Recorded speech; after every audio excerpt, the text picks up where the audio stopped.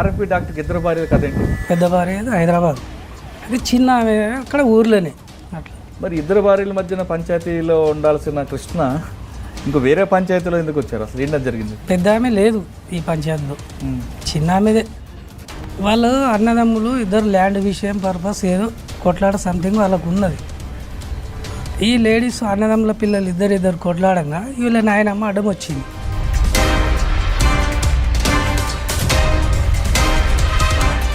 కృష్ణ ఎందుకు జైలు? ఇప్పుడు ఎవరెవరు మీద కేసు అయింది? కేసులో మా మిస్సెస్, నేను, వాళ్ళ చెల్లెలు. బయటకు వచ్చిన తర్వాత మరి తిరిగి ఆర్ఎంపీ డాక్టర్కి వెళ్లకుండా మరి పెట్రోల్ పంపులు ఎందుకు పనిచేస్తుంది? పెట్రోల్ పంప్ లాంటివి నాకు ఆ వృత్తి మీద విరక్తి చెందింది సార్. ఎందుకు?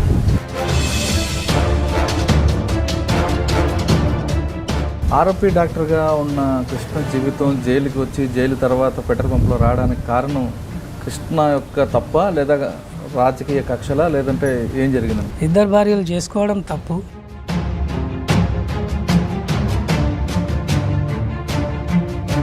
కృష్ణ మీ మీద 354 అంటే మహిళల పట్ల మీరు అసభ్యంగా ప్రవర్తించడం, 307 అటెంప్ట్ టు మర్డర్, ఈ 2 కేసులు పెట్టారు. ల్యాండ్ కాడ రోజు వెళ్ళేది, ప్రతిరోజు వెళ్ళేది. ఒక రోజు ఏమైంది, ఆ ల్యాండ్ అని తాగి వచ్చింది.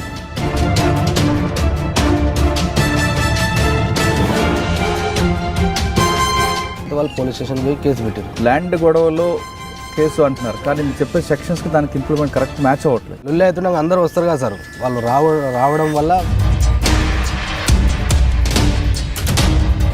మళ్ళీ ఊరికి వెళ్ళి మళ్ళీ పాత కక్షలను చూస్తాం. అటువంటివి ఏం లేవు. వాళ్ళకి మాకు అయిపోయింది. ఇప్పుడు వాళ్ళ ల్యాండ్ కూడా మళ్ళీ మేమే కొన్నాం. బెదిరించుకున్నారా?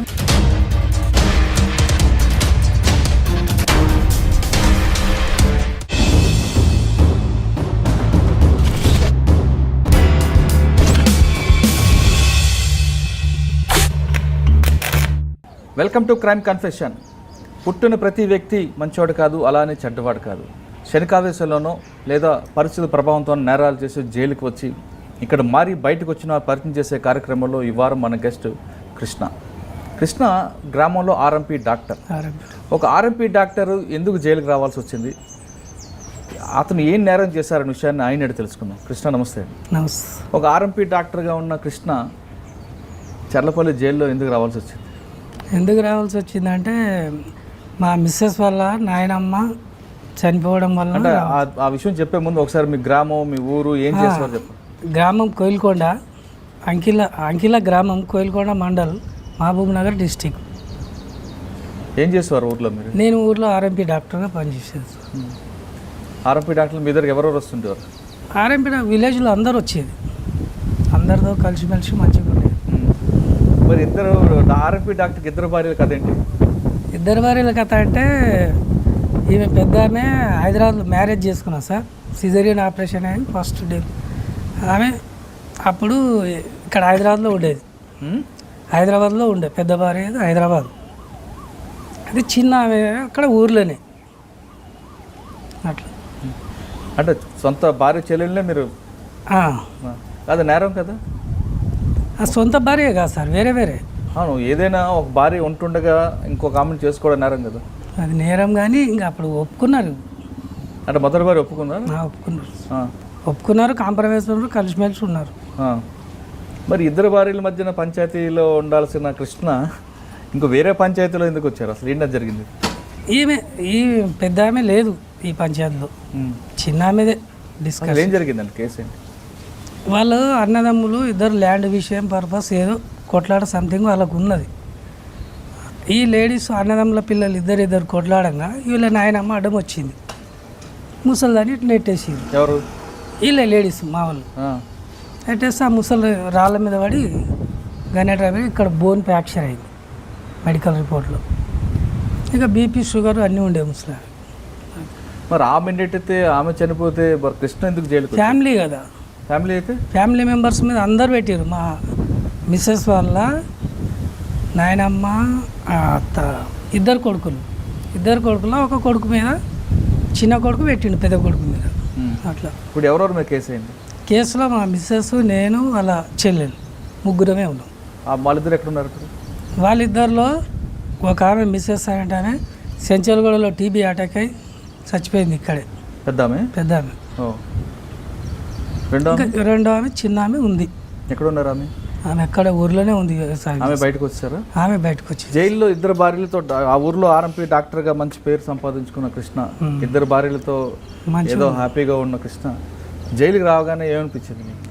జైలుకి రాగానే ఇట్లా అంత మంచిగా ఉండి ఇట్లా అయినాం కదా అని అనిపించింది. అంతేగాని ఆర్ఎంపీ డాక్టర్గా 7 సంవత్సరాలు ఇక్కడ ట్రీట్మెంట్ ఇచ్చిన సార్. జైల్లో కూడా ఉంటారు కదా ఎంబీబీఎస్ డాక్టర్ ఉన్నా కూడా వాళ్ళు లేని టైంలో 7 సంవత్సరాలు నేను ట్రీట్మెంట్ ఇచ్చాను. 24 hours అయితే ఉండరు. అంటే ఎలాంటి ఖైదీలు ఎక్కువ ఉంటాయి? ఖైదీలకు ఎలాంటి రోగాలు ఎక్కువ ఉంటాయి ఇక్కడనా సార్?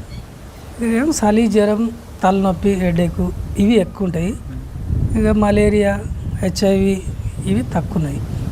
కానీ పోలీసుల చేతిలో తన్నులు తిని వచ్చిన వాళ్ళు బాగా ఇబ్బంది పడుతుంటారు కదా, వాళ్ళకేం ట్రీట్మెంట్ చేస్తాం? వాళ్ళకి ట్రీట్మెంట్ ఇస్తాం సార్. పెయిన్ రిలీవర్ ట్యాబ్లెట్ ఇస్తాం. అంటే ఎక్కువ మంది కనిపిస్తుంటారు అటువంటి వాళ్ళు? కనిపిస్తారు సార్.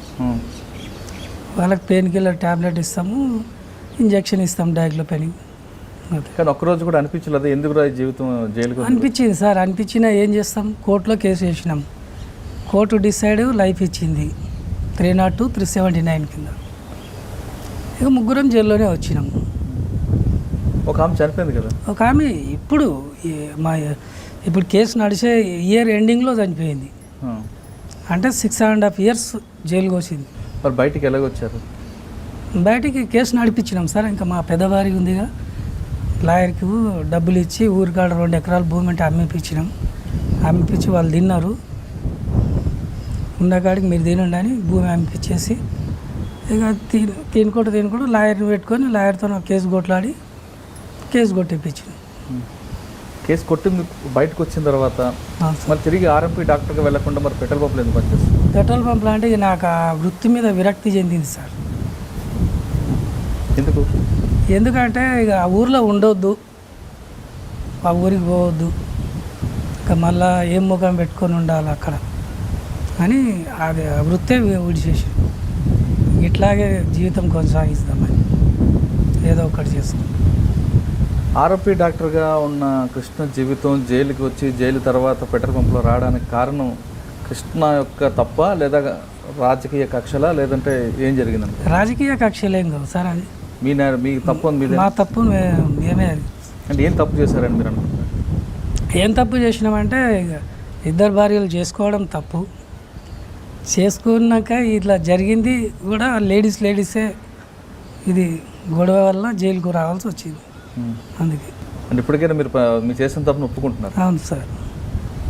మీలాగా ఎవరు నేరం చేయకుండా బయటికి ఉండాలంటే ఏం చేయాలి?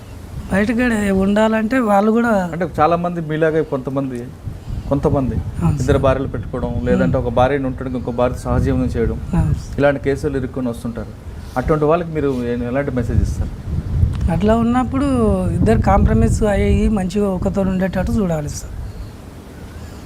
కేసుల్లో ఆస్తి కేసుల్లో రాకుండా ఉండాలంటే ఆస్తులు ఏమంటూ ఎవరి ఆస్తి వాళ్ళకే ఉంటుంది సార్. 2 అసలు 2 భార్యలు చేసుకోవడం తప్పని ఒప్పుకోవట్లేదు? తప్పు సార్. అది తప్పని నేను ఒప్పుకుంటున్నా. ఆ తప్పు జరగడం వల్లనే ఈ జైలుకు రావాల్సి వచ్చింది. 2 భార్యల్ని పెళ్లి చేసుకోవడం చాలా నేరం అంటూ కృష్ణ ఆర్ఎంపీ డాక్టర్గా జీవితంలో ఆ గ్రామాల్లో ప్రశాంత జీవితాన్ని కొనసాగిస్తున్న కృష్ణ జీవితంలోకి 2 భార్యలు ప్రవేశించడం, అది ఆస్తి తగాదాలకు మలుపు తిరగడం అతని జీవితాన్ని జైలుపాలు చేసింది. ఇకపైనా సరే ఎవరైనా అటువంటి దృష్టి వెళ్లకుండా వాళ్ళ దీంట్లో హ్యాపీగా ఉండాలంటే కృష్ణ కోరుకుంటున్నారు. కృష్ణపై 354, 307 2 సెక్షన్లు కనిపిస్తున్నాయి. అంటే మహిళల పట్ల అసభ్యంగా ప్రవర్తించడం కాకుండా అటెంప్టివ్ మర్డర్ కేసు. ఈ 2 సెక్షన్స్ ఎందుకు చేయాల్సి వచ్చింది? ఎందుకు వాళ్ళు పోలీసులు పెట్టారు? ఎలాంటి పరిస్థితుల్లో ఆ క్రైమ్ చేశారు విషయాన్ని కృష్ణ అడిగి తెలుసుకున్నాం. కృష్ణ నమస్తే. కృష్ణ, మీ మీద 354 అంటే మహిళల పట్ల మీరు అసభ్యంగా ప్రవర్తించడం, 307 అటెంప్టివ్ మర్డర్, ఈ 2 కేసులు పెట్టారు. పెట్టిన తర్వాత జైలుకి వచ్చిన తర్వాత జైల్లో మీ జీవితం ఎలా గడిచింది? మీ జైల్లో ఉన్నప్పుడు మీ కుటుంబం ఎంత ఆగమైంది? జైలు నుంచి బయటకు వచ్చాక ఇప్పుడు మీరు ఎలా జీవిస్తున్నారు? ఈ ప్రశ్నకు సమాధానం చెప్పే ముందు ఒకసారి మీ కుటుంబం నేపథ్యం, మీ ఊరు, అసలు ఆ సెక్షన్కి పెట్టడానికి గల కారణం చెప్పు. మా ఊరు మాకు Siddipet district sir. Village Elkanti, mandal Rayapol. అయితే ఏమైందంటే మాకు ల్యాండ్ కూడా ఉండే సార్. కొంచెం ల్యాండ్ కూడా ఉంటే ఏమైందంటే మాకు ఆ ల్యాండ్ కాడ రోజులు వెళ్ళేది, ప్రతిరోజు వెళ్ళేది. ఒకరోజు ఏమైంది, ఆ ల్యాండ్ అనేది తాగి వచ్చిన తర్వాత అట్నే లొల్లి అవుతుంటే వాళ్ళ ఇంటి లేడీస్ వాళ్ళందరూ కలిసి మీద వాడికి వచ్చారు. అయితే దాంట్లో మేము కొట్టుకుంటప్పుడు ఏమైందంటే వాళ్ళకి కూడా కొంచెం గీసుకపోతే వాళ్ళు పోలీస్ స్టేషన్ పోయి కేసు పెట్టారు. కేసు పెట్టిన తర్వాత డిస్ట్రిక్ట్ కోర్టులో అక్కడ సెక్షన్ కోర్టులో నేను అక్కడ అయినగానే ఇక్కడ 5 years ఇక్కడ శిక్ష పడగానే తీసుకొచ్చి ఇక్కడ వేసినారు. ఇక్కడ ఉన్న రోజులు ఇక్కడ బాగానే ఉన్నాం కానీ అక్కడ మా కుటుంబం చాలా లోపలికి వచ్చే ముందు ల్యాండ్ గొడవలో కేసు అంటున్నారు, కానీ మీరు చెప్పే సెక్షన్స్కి దానికి ఇంప్లిమెంట్ కరెక్ట్ మ్యాచ్ అవ్వట్లేదు. అంటే మేము ఇప్పుడు లొల్లి అవుతున్నాక అందరూ వస్తారు కదా సార్, వాళ్ళు రావడం వల్ల మమ్మల్ని కూడా ఇట్లా గుంజిండి అన్నట్లు వాళ్ళు పెట్టేసారు సార్. అది మమ్మల్ని గుంజారని ఒకరు పెట్టారు, ఎంతమంది పెట్టారు? ఒకరు పెడితే వాళ్ళ భార్య భర్తలు ఇద్దరు ఉన్నారు సార్. నిజంగా అదేనా లేదా అదే దీని వెనక్కి వేరే స్టోరీ ఉంది? మీరు పోయి లోపల సెక్షన్లు ఉంటాయి కదా సార్, సెక్షన్ చెప్తున్నారు కానీ అక్కడ జరిగేది మీకు రాసి ఉంటుంది సార్, చెక్ చేసుకోండి. కానీ కారణం అది కనబడట్లేదు అందుకు. లేదు సార్, అదే మీరు కావాలంటే చెక్ చేసుకోండి. ఆ సెక్షన్లో మేమే 354 ప్లస్ 307 రెండు పెట్టారు. అవును సార్. అంటే 354 ఆమె మీద 307 ఆయన మీద దాడి చేసింది. ఓకే, జైలుకి రాగానే ఏమనిపించింది మొదటి రోజు? ఏమనిపించింది సార్, అక్కడ అందరిని వదులుకొని ఇక్కడ రావడము, ఏదో ఆవేశంలో వానికి వదులుకున్నా అయిపోతుండే, మాకు వదులుకున్నా అయిపోతుండే అనే విధంగా ఫీల్ అయినాం సార్. మీ కుటుంబ సభ్యులు ఎవరు వచ్చారు? భార్య పిల్లలు వచ్చారు సార్. ఏమన్నారు? అందరూ వస్తుండే, ఏడుస్తుండే, చూస్తుండే, పోతుండే. అంటే మీరు ఆ రోజు శనికావేశంలో చేశారా లేదా చేయాలనుకుని? అంటే చేయాలనుకొని చేయలేదు సార్, అది అనుకోకుండా రోజు జరుగుతూనే ఉంటుంది. అది మాకు రోజు ఒక లొల్లి ఉంటుండే. అది ఇక వాళ్ళు తాగున్నాడు అయితే వచ్చి లొల్లి అయింది. వాళ్ళిద్దరు భార్య భర్తలు వచ్చారు, దాంట్లో లొల్లి అయింది. జైలు ఎన్ని సంవత్సరాలు ఉన్నారు? ఏం చేశారు? 3.5 సంవత్సరాలు ఉన్నా సార్. ఏం చేసేవారు జైల్లో? నేను సెక్షన్లో పనిచేస్తుండే సార్, ఇక్కడ గేట్ల సెక్షన్లో పనిచేస్తుండే. తర్వాత బయటకు వచ్చినాక ఇక్కడ మామూలుగా గ్యాంగ్ చేసిన తర్వాత జనరల్గా జైల్లోకి వచ్చిన తర్వాత కొత్త నేరం చేసి వచ్చిన వాళ్ళు పాత వాళ్ళతో కలిసి కొంత పెద్ద క్రిమినల్స్ అవుతుంటారు. మరి మీరు అందులోకి వెళ్ళలేదు ఎందుకు సార్? అర్థం కాలేదు.